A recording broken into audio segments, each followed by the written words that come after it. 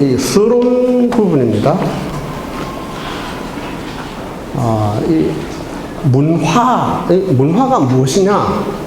이 한마디로 정의하기가 너무나 광범위하고 복잡하고 큽니다. 어머니가 뭐냐? 이리 물어도 어머니를 한마디로 정의하기도 너무 광범위해요. 낳아주신 분이 어머니다. 뭐 낳기만 하면 어머니인가? 길러주신 분이 어머니다. 기르기만 밥만 주면 어머니인가? 그것처럼 문화도 굉장히 한마디로 정의하기가 힘들어요. 그러나 성경에서 가리키는 최초의 이 문화의 정의는 창세기 1장 하나님께서 아담과 하와를 창조하시고 이 천지 만물을 다스리게 하셨다라는 그 말씀에서 유래가 되어집니다. 영어로 문화를 culture라고 하거든요. culture. 이 culture는 라틴어 거기에 기록되어 있는 대로 콜레라라는 단어에서 유래가 되었는데, 이 콜레라라는 단어가 경작하다. 이게 제 전화가 계속 뜨르릉 그러네. 이 꺼지지가 않아요.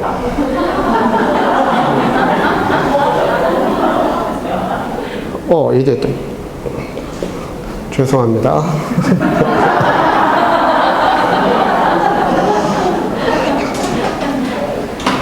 자, 창세기 1장 26절을 보면 하나님께서 인간을 창조하실 때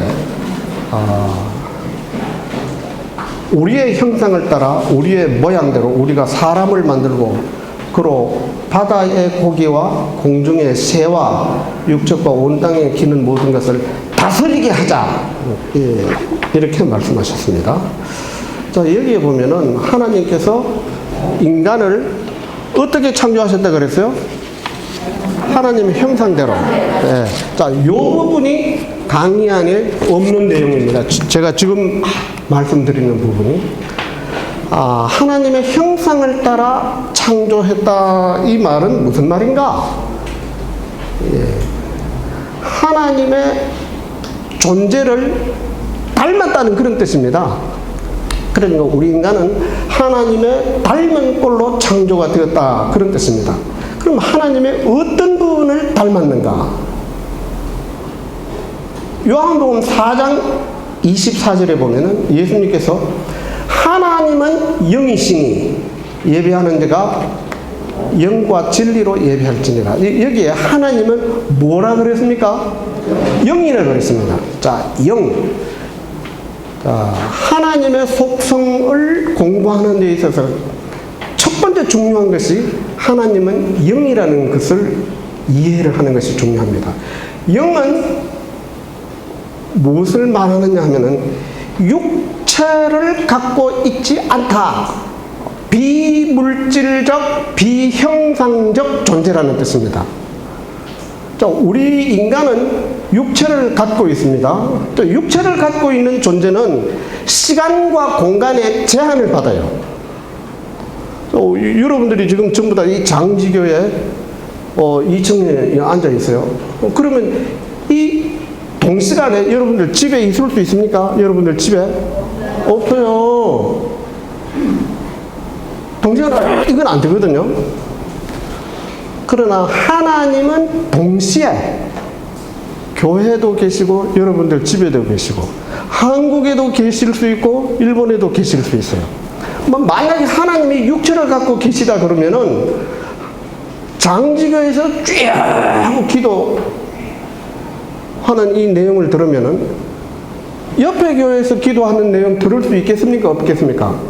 없어요.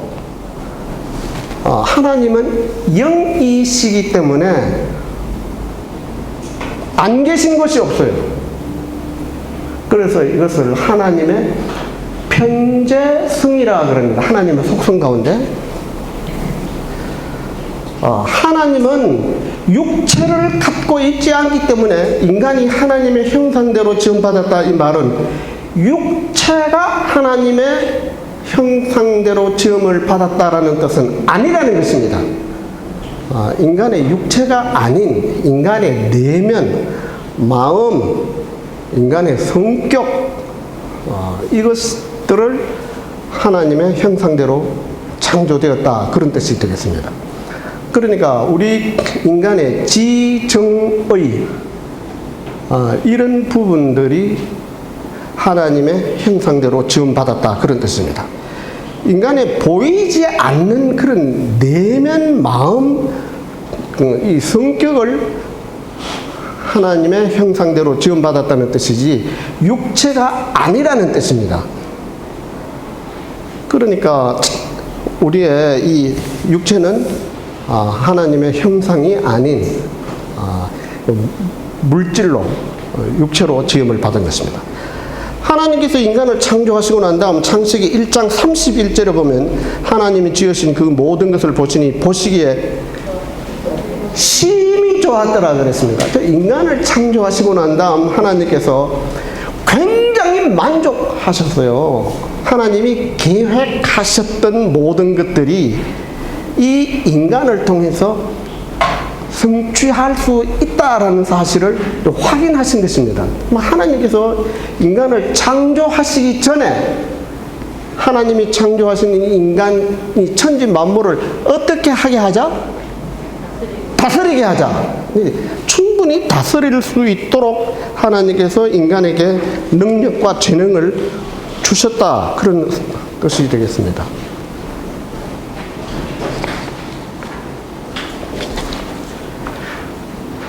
자, 하나님께서 인간을 창조하시기 전에 인간은 문화적 존재로, 하나님께서 천지 만물을 창조하신 모든 것들을 다스리는 이 일이 문화예요. 이 다스리게 한다는 게 이 문화라고 제가 처음에 말씀을 드렸으니까, 그러니까 문화적 존재로 창조하시고 하나님께서 맡겨주신 문화적 사역을 충분히 감당할 수 있는 능력을 가졌다라는 사실을 보시고 만족하셨다는 뜻입니다. 그 후 창세기에 나오는 모든 내용은 하나님의 명령에 따라서 인간은 문화적 사역을 지금 감당하고 있는 내용이 막 나오고 있습니다. 창세기 2장 15절에 보면은 하나님이 아담을 창조하신 후 즉시 에덴 동산으로 이끌어 그것을 다스리고 지키게 하셨다. 문화 사역을 감당하게 하셨다, 그런 뜻입니다. 자, 창세기 2장 15절, 이때 아담이 타락했습니까? 안 했습니까? 안 했어요. 타락은 3장에 가야 됩니다. 그러니까 아담이 타락하기 전에 이미 문화사역을 감당할 수 있는 능력과 함께 문화사역을 감당하도록 명령을 받았어요. 그러니까 아담은 타락 전에 이미 에덴 동산에서 그냥 놀고 먹는 게 아니라 일하는 존재로, 일하도록, 무엇인가 일을 하도록. 그때 아담이 하는 일이라고는 주로 어떤 일이었을 것 같아요? 에덴 동산 갖고는 일이었을 것입니다. 요즘 말하면 1차 산업, 농업, 화초, 동물 돌보는 것, 이런 유의 일이었을 것입니다. 그런 것도 문화입니까? 문화 아닙니까? 그건 문화예요. 농업을 영어로 뭐라 그러죠? agriculture. 그 문화예요. 그리고 농사 일을 하게 하셨고 아담은 그 일을 했습니다. 그러니까 타락 전 인간에게 문화사역을 하게 하셨다라는 이 뜻은 신학적으로 어떤 의미가 있느냐 하면은 모든 인류는 죽을 때까지 반드시 일을 해야 한다라는 사명이 주어진 것입니다. 인간에게 주어진 이 문화 사명은 예수님 끝날 때까지, 예수님 재림하실 때까지 끝나지 않습니다. 모든 인간은 반드시 일을 해야 한다라는 명령을 받고 있다는 사실입니다.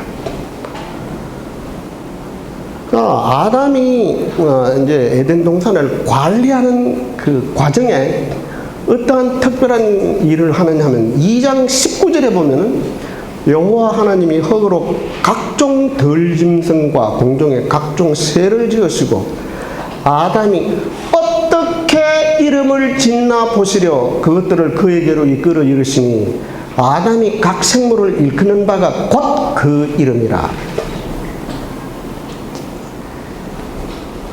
아담이 창세기 3장에서 선악과를 따먹고 타락하기 전까지는 동물들이 지금처럼 사납지 않았다라는 것이 대체적인 의견입니다. 신학자들의 공통적인 의견이에요.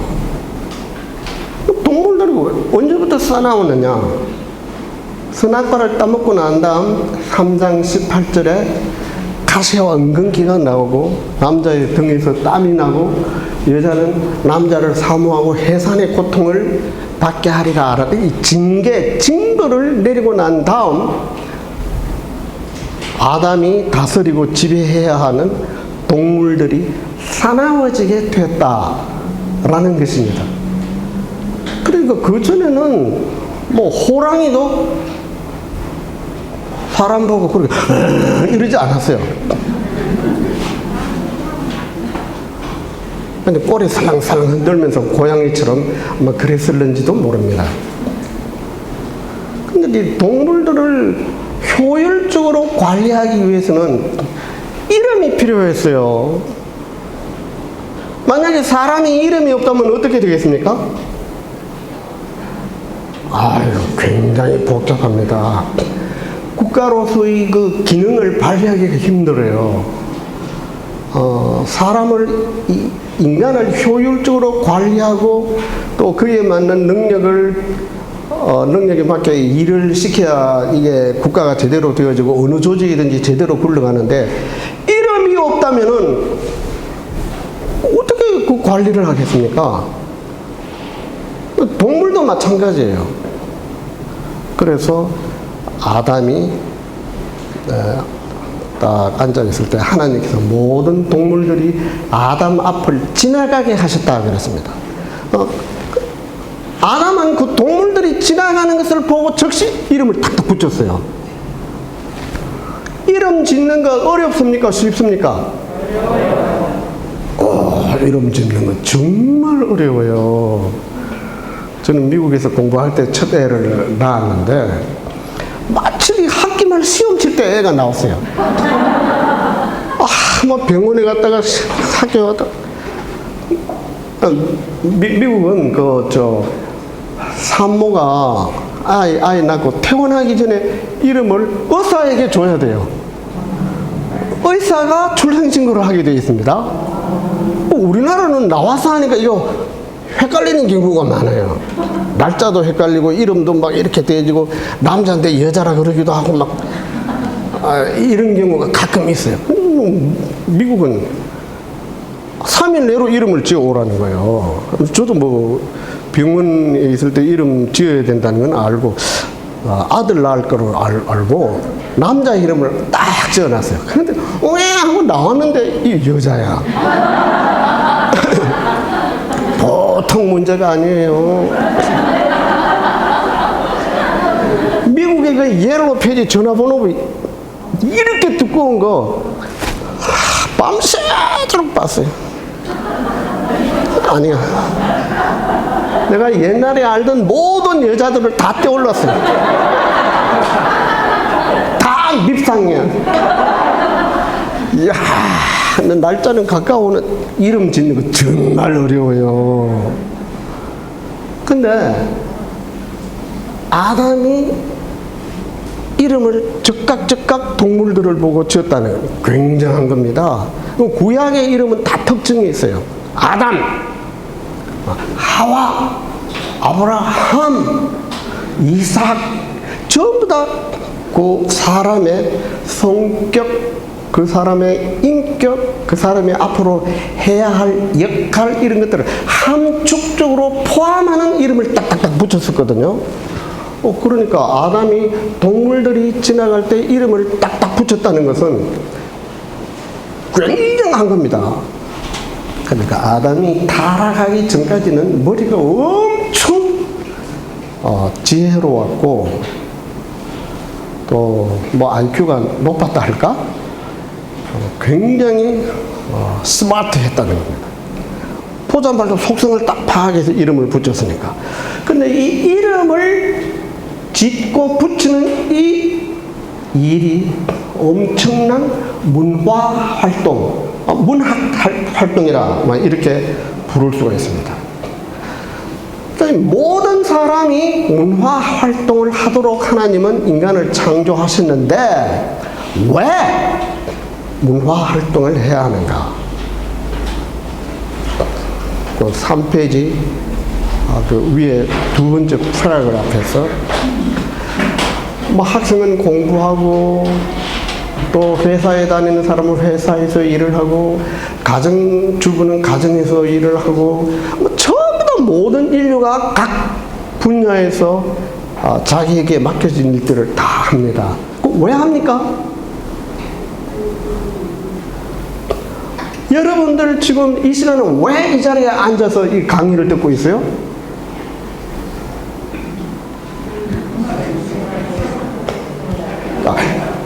궁극적 목표는 여러 이유가 있을 수 있지만 궁극적 목표는 오늘보다 좀 더 나은 내일의 행복한 또 풍요로운 생활을 위해서 꼭 이거 듣는다고 돈이 더 벌리는 건 아니지만 보다 유익된 신앙생활을 하기 위해서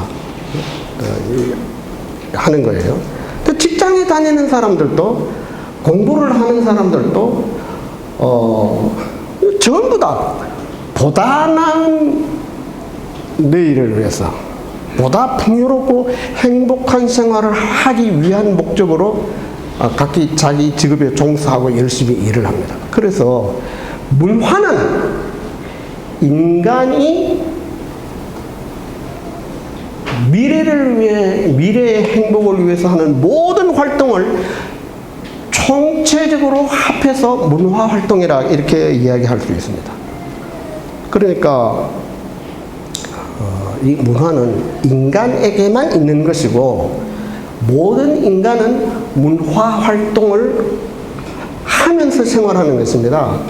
문화를 만들기도 하고 이미 만들어졌던 문화를 이용해서 생활을 하게 되었습니다. 문화와 전혀 관계없는 생활을 한다. 그런 사람은 사실상 존재할 가능성이 거의 없습니다. 자, 동물에게는 문화가 없다 그랬어요. 저는 이제 은퇴해서 TV를 꽤 좀 보는 편인데 특히 이 동물들 나오는 TV를 저는 프로그램을 자주 봐요. 뭐 곤충, 새, 물고기, 뭐 수많은 종류의 그 동물들 아무 의미 없이 뛰어다니고 이렇게 막 뭐 잡아먹고 먹히고 하는 줄 알았더니 그게 아니에요. 동물들 그 종류마다 그룹 지어서 생활하는데 자기들 나름대로 규칙이 있어요. 규정이 있어요. 공중에 날아다니는 새들도 무턱대고 날아가는 게 아니에요. 자기들 나름대로 딱 그 규칙, 법칙에 의해서 대장이 있고 보초병이 있고 그게 있더라고요.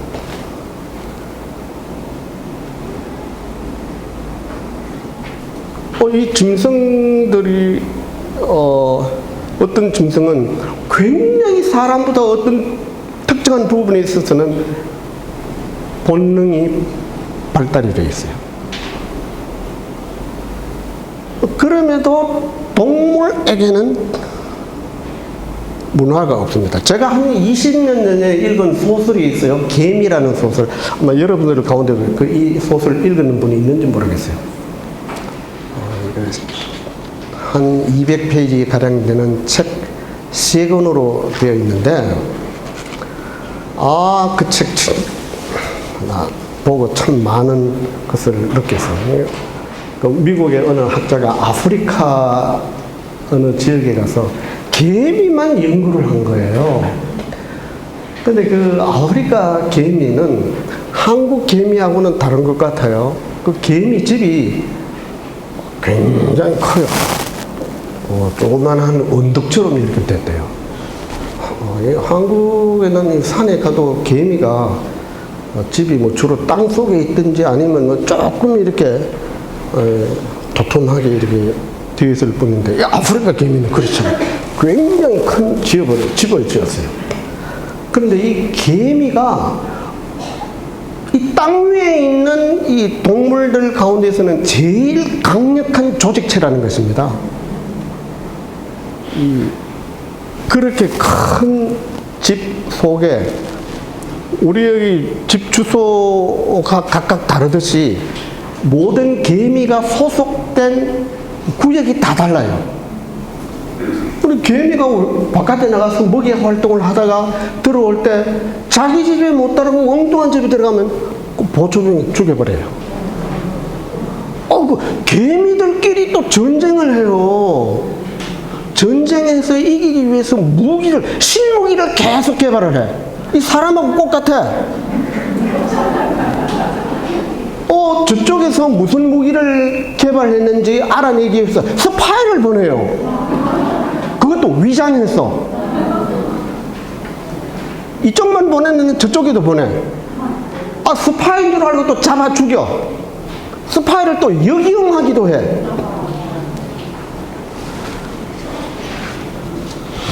개미가요, 지능이 없는 것 같지만 지능이 굉장히 높아요. 내가 생각했던 것보다 높다는 그런 뜻입니다. 그럼에도 불구하고 개미는 수천 년이 지났지만 아직도 어떻게 생활해? 그냥 땅 속에서. 수천 년 전이나 지금이나 생활의 발전이 없다. 자, 개와 돼지 같은 동물들, 개는요, 어떤 부분에 있어서 사람보다 훨씬 뛰어난 재능을 갖고 있어요. 특히 이 냄새 맡는 부분에 있어서는 이 냄새 잘 맡는 사람 보고 개코다 그러잖아요. 사람보다 수백 배, 어떤 부분에서는 뭐 2천 몇백 배의 이 사람보다 뛰어난 이 후각 기능을 갖고 있다. 이런 기사도 본 적이 있습니다. 그러니까 뭐 공항이나 또 항만 이런 데서 뭐 마약이나 이런 이상한 것들이 있는가 싶어서, 또 재난이 있을 때 사람을 구조하는 데 있어서 이 탁월한 능력을 보이지 않습니까? 그럼에도 불구하고 개는 여전히 개야. 여기 내가 기록을 해놨지만, 제가 미국에서 공부할 때, 그때가 70년대, 한 77년, 8년 이때쯤인데, 깜짝 놀랐어요. 굉장히 잘생긴 개가 그 학교에 오는 거예요. 이게 이제 시각장애인 안내견이야. 얼마나 훈련을 잘 받았는지, 그 도서관에 그 주인이 가야 될 자리 탁 데려다 주고, 자기는 도서관 안에 있지 않고 도서관 밖에 그 도서관에서 자리 하나 딱 만들어 두는데, 거기 와서 딱 앉아있어요. 그냥 눈 감고 가만히, 누가 오면 그냥 눈 한 번 탁 이걸 그 학생 졸업할 때까지 4년 동안 강의할 때는 강의실에 딱 찾아가지고, 그 사람이 앉는 자리가 여기 장로님 앉는 자리처럼 맨 앞자리인데, 여기 와서 딱 앉아있으면 그 옆에 딱 앉아가지고 고개도 팍 숙이고 있어요. 가만히 있어. 그 신학교에서는 매일 한 번씩 예배 드리거든요. 예배 드릴 때는 또 교회당이 또 와요. 와서 또 예배 드릴 때도 가만히 4년 내 그 개가 엄청 신령하겠죠.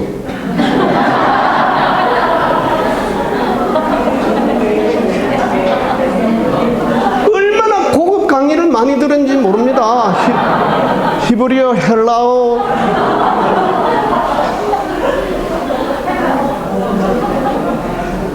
그런데 그 개 신학 내용 좀 이해하겠습니까? 백날 들어봐야 개새끼야. 발전이 없어요.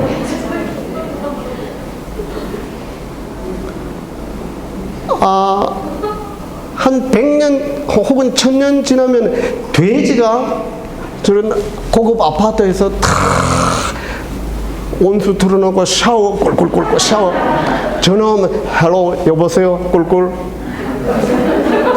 자가용 타고 돌아다니면서 집에서 TV 탁 켰다가 껐다가 이렇게 문화생활할 가능성이 있겠습니까?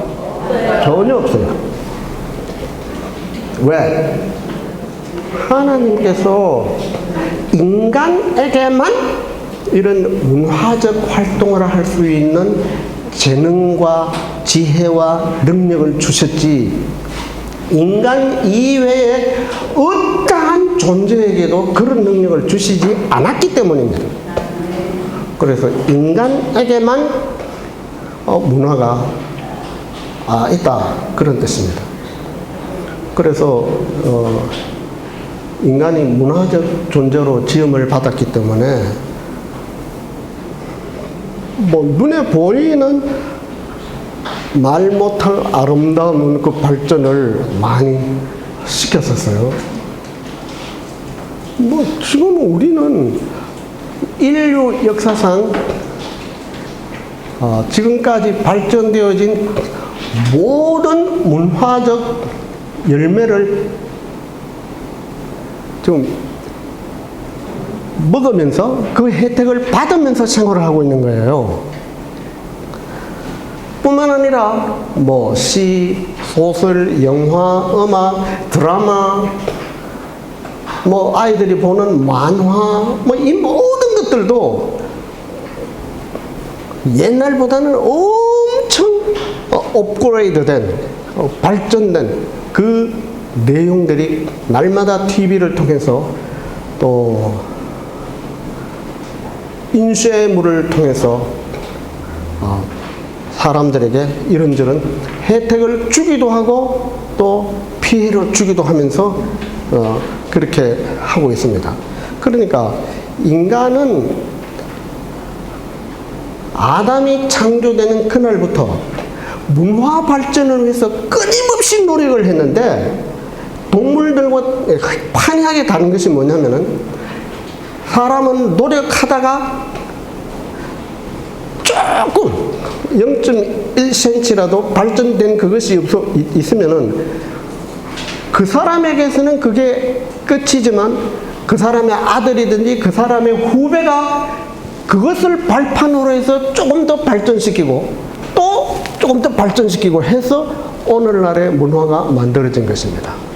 이렇게 개성 발전시킬 수 있는 능력이 사람에게만 있지 동물들에게는 없어요. 동물은 그냥 본능이 있으면 움직이니까, 생활하니까 발전이 없는 겁니다.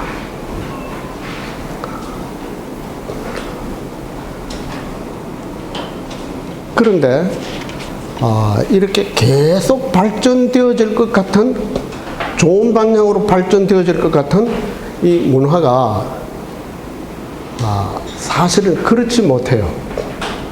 이 문화가 왜곡되었다, 문화가 나쁜 방향으로 발전이 되고 있다라는 사실은 다음 주에 제가 집중적으로 그 부분에 대해서 강의를 할 것입니다. 왜 문화가 왜곡, 나쁜 방향으로 흘러가느냐? 그것은 인간이 타락한 결과 그렇게 되었다는 사실입니다. 이 부분이 굉장히 중요해요. 하나님께서 인간을 처음 창조하시고 보시기에 심히 좋았다 라고 하셨는데, 타락하시고 난 다음부터 급격하게 왜곡되기 시작했어요. 그러니까 하나님의 형상이 없어지거나 말살된 것은 아니지만 회생 불가능할 정도로 심각한 상처를 받았다, 그런 뜻입니다. 하나님의 형상은 없어지지는 않아요.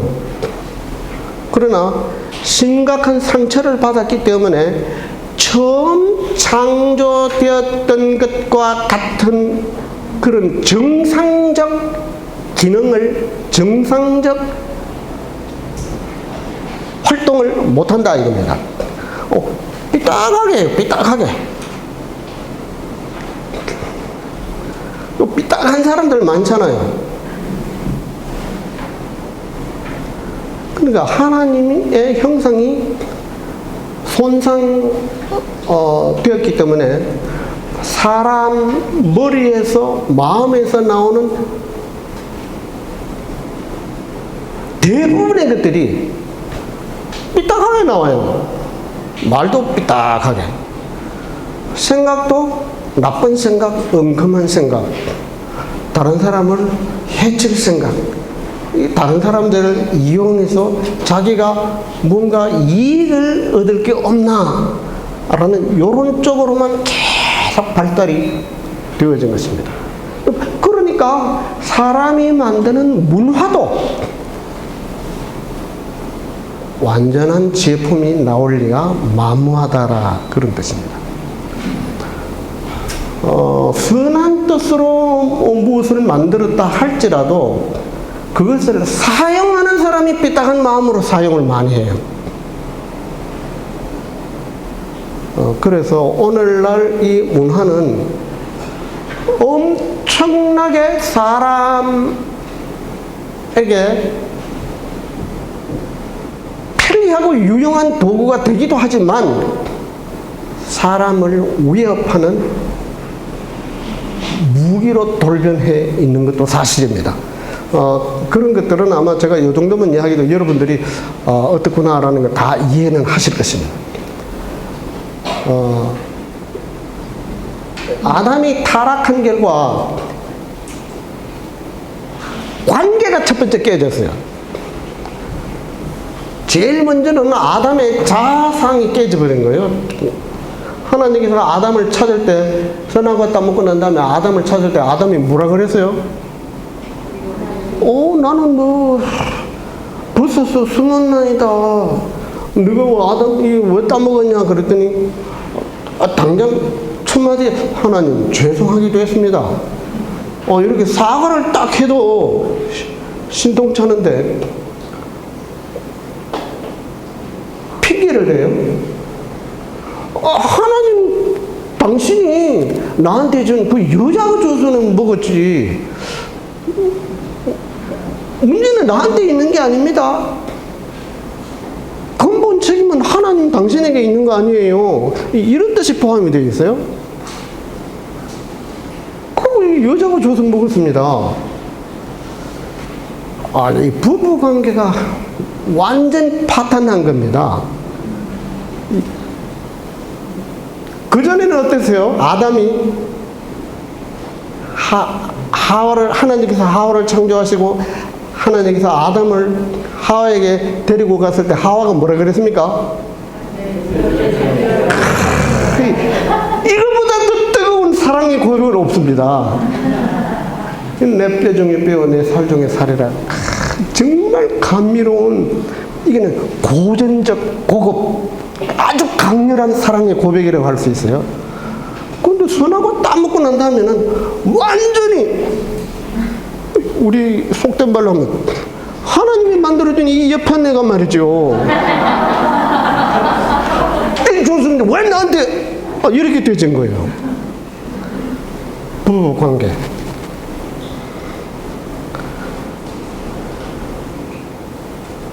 그리고 또 하나님과의 관계가 완전히 단절이 되진 거예요. 영적 죽음이라고 할 수 있습니다. 하나님과의 이 관계 단절. 그리고 그래서 하나님께서 쫓아내버렸어요. 에덴 동산에서. 이게 영적 관계의 단절을 의미하는 것입니다. 인간에게 있어서 제일 큰 불행이 하나님과 영적 관계의 단절로 꼽고 있습니다. 그래서 하나님과 이 관계가 단절되어지니까 하나님을 섬기고 하나님을 기쁘게 하기보다는 뭐 돈이나 쾌락이나 명예나 자기 그 이상한 욕심을 하나님 자리에 딱 앉혀버린 거예요.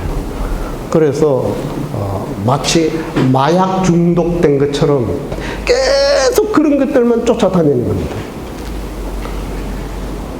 그리고 자연과의 관계도 완전히 단절이 되어졌습니다. 뭐 타락하기 전에는 자연이 가시와 은근키를 내지 않았어요. 그러나 인간이 타락하고 난 다음에는 가시와 은근키를 냈다는 말은 완전히 인간이 자연과의 관계가 단절이 되기 때문에 자연을 정상적 방법으로 관리하고 다스리지 않고 욕심이 너무 과해서 요즘은 자연이 인간에게 안갚음을 하고 있어요. 신문이 계속 나오잖아요. 어떤 곳에는 비가 안 와서 타 죽는데 어떤 곳에서는 비가 너무 많이 퍼부어서 그냥 막 떠내려가고 지구온난화로 눈이 녹아서 어느 국가는 바다에 잠기게 되어지고 뭐 생태계가 변하고 그에 따른 각종 질병 이런 것들이 지금 난무하는데 이 자연이 인간에게 안갚음하는 그런 관계가 되어졌습니다. 자, 6쪽에 있는 이 내용들은 제가 대부분 이미 설명을 해드린 것들입니다. 이 타락한 인간은 마치 머리에 이상이 생긴 것과 같은 현상이에요. 겉보기는 멀쩡해. 아무 문제 없이 보여. 그런데 머리에 이상이 있으면은 그 사람이 하는 모든 행동이 어떻게 되죠? 이거는 술 먹은 사람처럼 이상하게 되질 수 있는 거예요. 계속 멀쩡하다가 갑자기 또 이상한 이런 일도 할 수 있고 그런 상태에 모든 인간이 놓여 있다. 그런 사람들이 만드는 이 문화가 완전하게 완제품으로 그렇게 만들어질 리가 없다. 그런 뜻이 되겠습니다. 자, 이 문화는 역사가 흐르면서 점진적으로 발전이 되어졌습니다. 제가 조금 전에 말씀드린 그 내용과 같은 거예요. 이 문화는 한 시대에 갑자기 오늘날 이 문화가 만들어진 것 아니에요. 이 인류 역사가 몇 년이 되어졌는지 정확하게 가늠할 수가 없어요. 아마 몇 천 년, 몇 만 년이 되어졌는지 알 수가 없습니다. 그런데 처음에 아담이 창조되어졌던 그때부터 계속 연구하던 그것이 축적되어서 후손에게 전달되어져서 그게 꽃피운 그것이 오늘날의 문화입니다. 그러니까 오늘 우리가 이 서울에서 살고 있는데 이 서울은 모든 인류가 노력해서 만든 발전시킨 문화의 총집합체라고 할 수도 있는 거예요. 그러니까 지금은 모든 사람들이, 서울에 사는 모든 사람들은 다 문화의 혜택을 누리면서 하고 있다, 이렇게 볼 수 있습니다. 제가 어릴 때 굉장히 깊은 산골 시골에서 생활을 했거든요. 그때 되돌아보면요, 어떻게 생활했나 싶어요. 지금도 키가 작지만 제가 어릴 때 정말 키가 작았거든요. 겨울 방학만 되면 제 부친이 지게 지고 산에 가서 나무 해오라 그래요. 소도 죽 끓여줘야 되고, 또 아침, 점심, 저녁 이게 세 끼 밥에 해 먹어야 되고. 그러니까 남자라는 남자는 전부 다 산에 지게 들고 안 올라갈 수가 없는 겁니다. 그 가을 추수할 때 그러면 낯질하고 또 찌개 지고 이거 다 메고 집으로 운반하고, 나 이거 하면 죽을 것 같았어요. 어릴 때 유난히 몸이 좀 약했었거든요. 그래서 나는 절대 농사 짓고는, 농사는 안 지으리라. 각오를 얼마나 했는지 모릅니다. 그래도 어머니도 보면은 항상 그 빨래거리 말이죠. 따뜻한 물 조금 데워서 그 옛날에 뭐라는가 양재물이라나 그거 조금 넣어가지고 빨래거리 해서 그 내가에 가져가서 그 얼음 망망이로 깨서 빨래하고, 그것도 나무 부엌에 불 떼서 밥하고 반찬하고, 뭐 조금이라도 뭐 하려고 그러면 일일이 물을 또 데워야 돼요. 오늘날의 문화적 혜택을 우리 모두가 받고 있지만, 제가 개인적으로 생각하기에는 특히 여성들이 더 많이 받고 있는 것 같아요. 옛날 우리 할머니들은요, 정말 고생 많이 했어요. 제 말이 틀린 것 같습니까?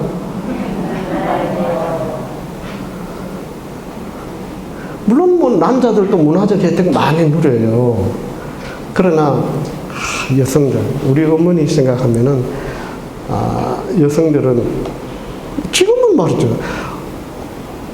제가 시골에 저희 어머니 생활하려고 집을 하나 고향에다가 지어주고, 갈 때마다 뭐 필요하다 그래요. 필요하다고 하면 내가 계속 사주고, 한 번은 전기밥솥을 사달라 그래서 사줬어요. 다 어디 가고 저 혼자 밥을 해 먹는데 깜짝 놀랐어요. 전기밥솥이 말을 해. 난 이거 뭐 어디 뭐가 들어왔나? 와, 뭐 세탁기, 뭐 밥솥, 가스 오븐, 뭐 아유, 전부 다 이 하나님께서 이 인간에게 주신 일반 은총적 은혜의 이 산물입니다.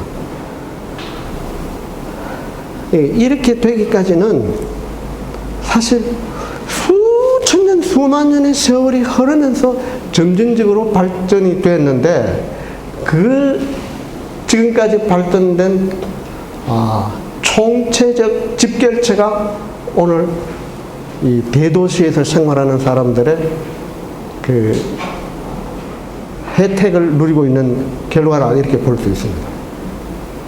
근데 앞으로는 또 더 얼마나 발전할지 이거는 예측할 수가 없어요. 제가 총신대 교수 되고 처음에 그때와 지금 되돌아보면요, 자다가도 깜짝 놀랄 때가 있어요.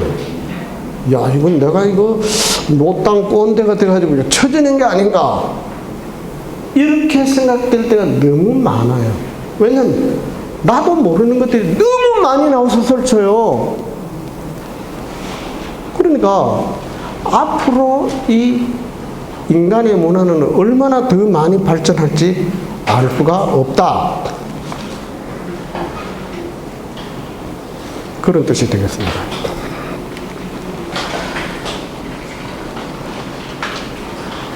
자, 시계를 한번 보겠습니다.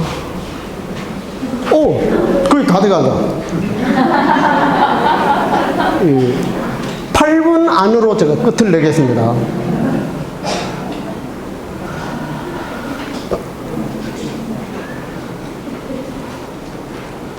자, 제가 지금부터 말씀드리는 것은 강의안이 없는 내용입니다.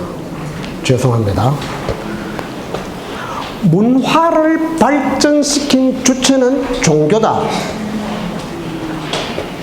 자, 역사가 흐르면서 문화가 발전하였지만 그 문화의 핵심 사상 속에 있는 내용은 종교가 그렇게 하도록 만들었다라고 해도 과언이 아닙니다. 하나님께서 인간을 창조하실 때 하나님의 형상을 따라서 창조하셨기 때문에 모든 인간들의 마음속에는 종교심이 있어요. 그러니까 종교적 본능이 없는 사람은 단 한 명도 없다 이것입니다. 종교심이 없다 그러면 짐승이나 같은 거예요. 그러니까 무슨 종교를 믿느냐 그게 문제지, 종교적 마인드가 없는 사람은 존재하지 않는다 그런 뜻입니다. 그런데 이 종교적 열정은 고난이나 고통이나 질병이나 뭐 가난이나 이런 극한 어려움에 처하면 더 크게 폭발을 하게 되어집니다. 증가하게 되어집니다. 그러니까 자연히 옛날 고대 사회는 지금보다는 종교심이 훨씬 더 강했다라고 볼 수 있습니다. 또 문화가 발전해서 생활이 윤택해지면 종교심이 없어지는 것은 아니지만 종교적 열정이 표출되는 것은 훨씬 약해져요. 자, 서양에서는 기독교가 서양 문화를 주도했다. 이거는 뭐 이론의 여지가 없습니다.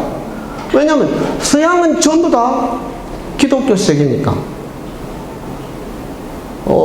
이 중세 적어도 한 17, 8세기까지 한 5세기에서부터 17, 8세기까지는 유럽에서 어린아이가 하나 왜 하고 태어났다면 그 기독교인이지 무종교인 아니에요. 기독교 이외에 다른 종교 믿는 사람은 거의 없어요. 유럽에 한해서 그렇습니다. 그러니까 그때 중세 시대에는 모든 사람은 교회 품에서 출생하고 교회 품에서 성장해서 생활하다가 교회 품에서 천국 간다. 이것을 확실히 믿었습니다. 교회를 떠나서는 전혀 생활을 할 수가 없었습니다. 그러니까 그 사람들은 항상 교회의 가르침을 받으면서 생활을 했었어요. 그리고 그 가운데서도 중세 문화를 주도했던 사람들은 수도사들이라 할 수 있습니다. 교회의 뭐 신부나 뭐 교회의 평신도들 이 문화를 만들고 창작하고 한 게 아니라 주로 수도사들이 문화를 만들고 창작을 했다라고 할 수 있습니다. 수도원은 이 일반 사람들이 생활하는 도시에서 멀리 떨어진 산속 혹은 광야에서 이렇게 집을 지어서 남자는 남자들끼리, 여자는 여자들끼리 신앙을 위해서 고립된 생활을 결혼도 하지 않고 일생 동안 그분들이 했었어요. 그러면서 이 수도사들이 문화 발전을 위해서 엄청난 연구를 하고 노력을 했습니다. 중세 신학은 전부 다 수도원에서 발전했다라고 할 수 있습니다. 왜냐하면 중세 유명한 신학자들은 대부분이 수도사들입니다. 뭐 토마스 아퀴나스, 윌리엄 오칸, 뭐 이런 사람들 전부 다 수도사들이에요. 루터도 수도사입니다. 그러니까 중세 철학자, 신학자들은 전부 다 수도사들이에요. 자, 이 수도사들은 신학만 했는 게 아니고 음악, 미술, 조각, 건축 이런 부분에 있어서도 선구적 역할을 많이 했었습니다. 농업 발전을 위해서도 엄청난 노력을 했었어요. 누가? 여기 누가?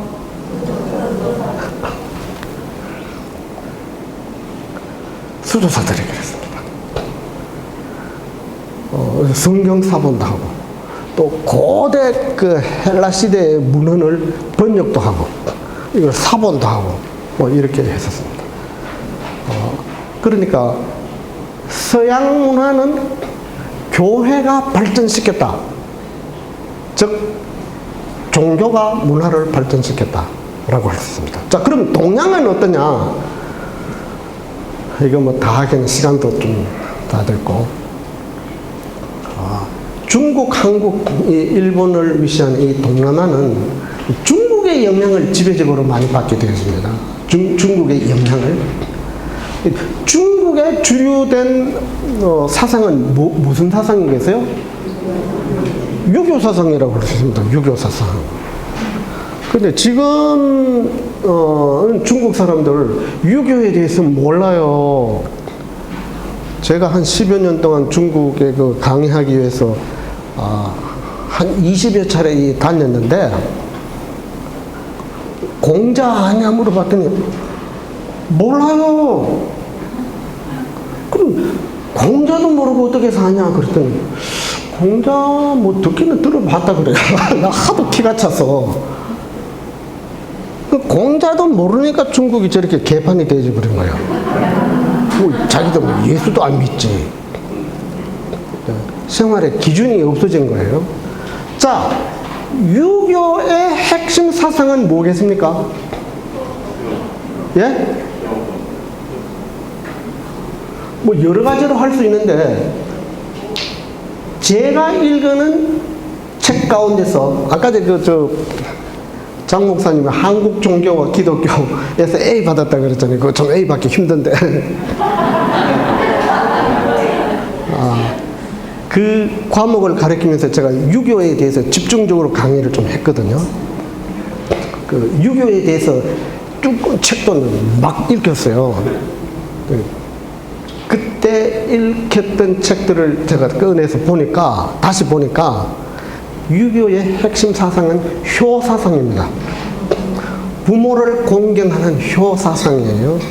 또 이 효도 또 뭐 여러 가지입니다. 생존해 계신 부모님을 공경하는 것, 또 돌아가신 부모에게는 제사로 섬기는 것입니다. 자, 이 제사가 문제예요.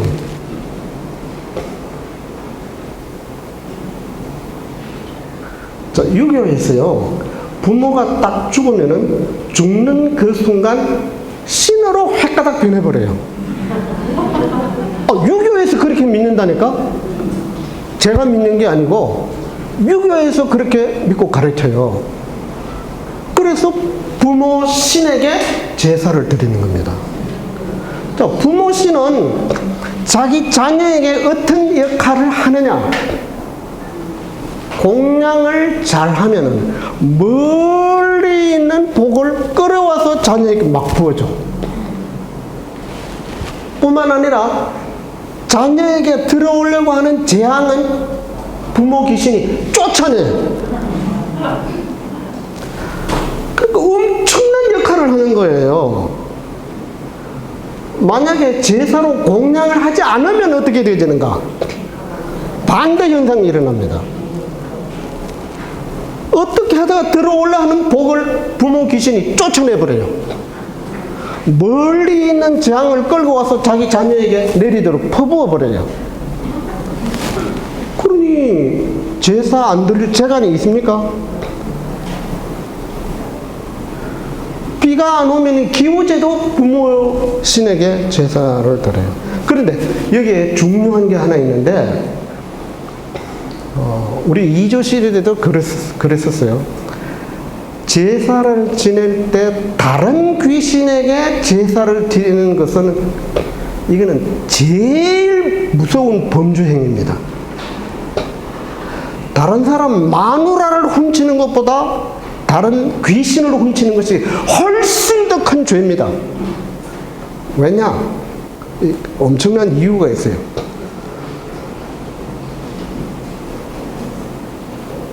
천민이 양반 귀신에게 제사를 지냈다. 이 뜻은 무엇이냐 하면은, 나는 이제는 천민이 아니고 양반이다, 이런 뜻이에요. 이거는 사회 구조를 변혁하자는 혁명을 일으키는 것과 같아요. 자, 천신은 신 중에 제일 높은 신이 천신이에요. 딱 하나 있는 제일 높은 신, 천신, 우리로 치면 하나님이에요. 이 천신에게는 누구만 제사를 드릴 수 있는 자격이 있느냐? 천자인 왕에게만 천신에게 드릴 수 있는, 제사 드릴 수 있는 자격이 있어요. 그런데 어떤 신하가 천신에게 제사를 지냈다. 이건 영모입니다. 그거는 구족을 멸하고도 남아요. 자, 보통 집에 1년에 제사 몇 번씩 지냅니까? 제사 먹을 것도 없는데 제사 상차를 엄청 많아요.